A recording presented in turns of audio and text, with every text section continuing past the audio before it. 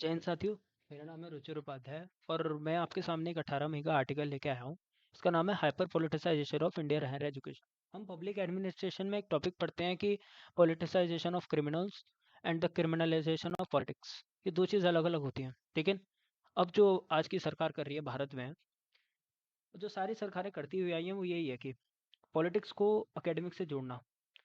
India वालों ने पहले साइन की थी कि international norms of academic freedom होनी चाहिए इंडिया के हायर एजुकेशन के बेसिस पे।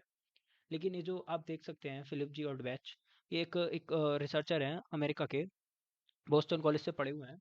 इन्होंने ये रिसर्च करी है कि जो हमारे इंडिया के जो पॉलिटिक्स से जोड़ दिया है एजुकेशन को, ये लोग चार चीज़ें कर रही है इंडिया में। पहला क्या कर रहे हैं कि ये लोग उसी लोकेशन पे अपनी यूनिवर्सिटी बनाएंगे। उस यूनिवर्सिटी का नाम और उस यूनिवर्सिटी की जो पॉलिसीज होंगी वो अपनी पॉलिटिकल पार्टी के बेसिस पर रखेंगे। उसको प्रमोशन देंगे सोशल और इकोनॉमिक फैक्टर्स के तौर पे और सोशल और कल्चरल फैक्टर्स के तौर पे, ताकि उनका वोट बैंक बढ़े। और चौथी चीज़ ये क्या करते हैं कि जो अपॉइंटमेंट करते हैं ना वाइस चांसलर्स और प्रोफेसर्स की, वो भी इनके पॉलिटिकल फंडिंग के हिसाब से होता है। जो international norms of academic freedom है उनमें साफ साफ दे रखा है कि जो हमारी फ्रीडम वैल्यूज़ होनी चाहिए, जो हमारी स्पीकिंग एबिलिटीज़ होनी चाहिए, वो हमारी फ्री फ्री होनी चाहिए। लेकिन इन पॉलिटिकल पार्टीज़ ने क्या किया है ना कि अपने प्रोफेसर्स और अपने वाइस चांसलर्स के थ्रू उस चीज़ को बांध दिया है कि कोई भी अपने आप को फुली एक्सप्रेस नहीं कर पाएगा। पहले की इंडियन एजुकेशन की थियरी थी, लोग गुरुकुल में जाते थे। ये 4 चीज़ों पे होती थी।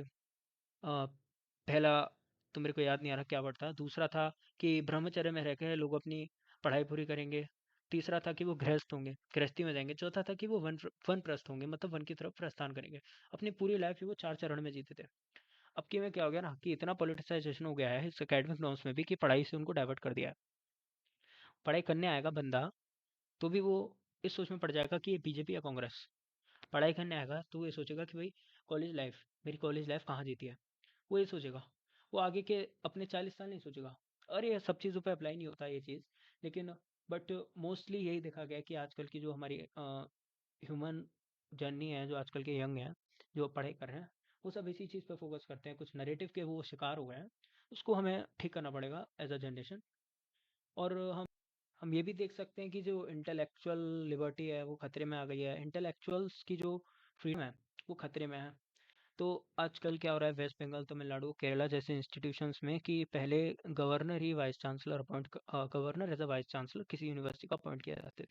तो ये 3 स्टेट्स क्या कर रही है ना, ये लोग कह रही है कि हम गवर्नर को हटाएंगे। गवर्नर्स वाइस चांसलर नहीं रहेंगे किसी यूनिवर्सिटीज़ के, हम अपना वाइस चांसलर अपॉइंट करेंगे ताकि ये अपना नैरेटिव चला सके और अपनी वोट बैंक को एनहेंस कर सकें।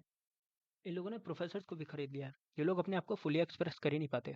जो Tata institute of social science है, उसका जो पीएचडी स्कॉलर्स है, उनको बोल दिया कि एंटी सोशलिस्ट है, क्योंकि वो लोग अपने व्यूज को फुली एक्सप्रेस कर रहे थे। एक प्रशांत भानु है शुगर यूनिवर्सिटीज का, तो वो बात करता है कि equal respect for all citizens. ये लोग उसको कहते हैं कि आप एंटी सोशलिस्ट बातें कर रहे हो आप और ये लोग अपने आप को डेमोक्रेसी कह रहे हैं।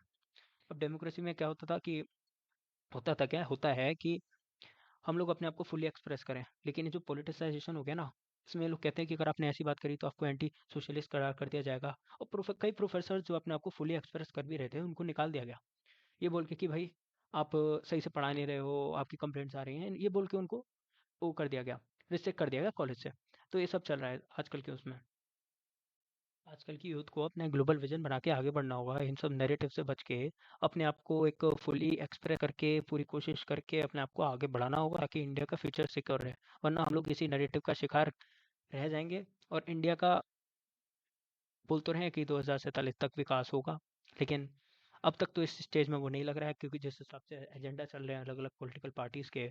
एक कह रहे हैं कि हम 400 पार लाएंगे, कांग्रेस कह रही है कि हम कास्ट सेंसस अपनाएंगे, एक आम आदमी पार्टी के लीडर हैं, वो कह रहे हैं कि आप हमें वोट देंगे तो हमें जेल नहीं जाना पड़ेगा। ये सब क्या बातें चल रही हैं? कोई सरकार पब्लिक के हित की बात कर रही है? कोई सरकार कह रही है कि हम इंफ्रास्ट्रक्चर डेवलप करेंगे, हम ये करेंगे और हम डेवलपमेंट लाएंगे हम।